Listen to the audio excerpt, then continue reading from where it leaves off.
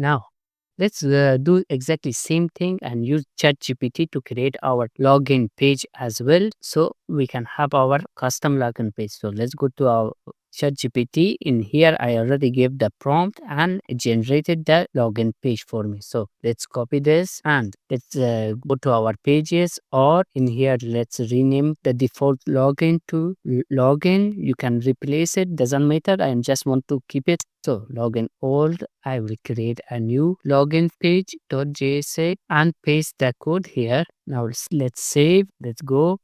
Okay. So our login page is also ready. We can log in our application. So let's write our email abc@gmail.com and let's type our password as well. Enter.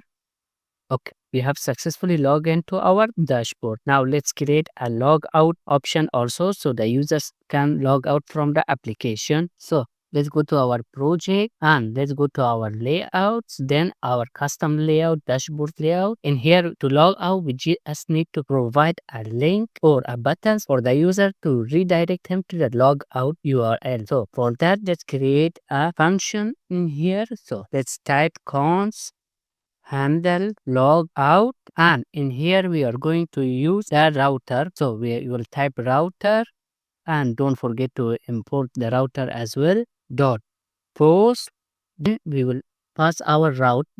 So we will say route and the route name, which is log out.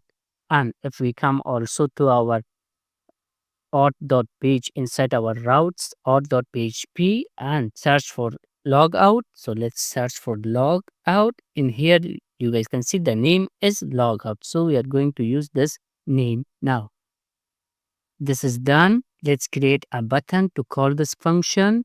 In here, I will create a button. So let's type here button, and on click of this, on click is equal to set it the def handle log out. Let's give him a text of log out as well. That's it. Now let's go back to our project.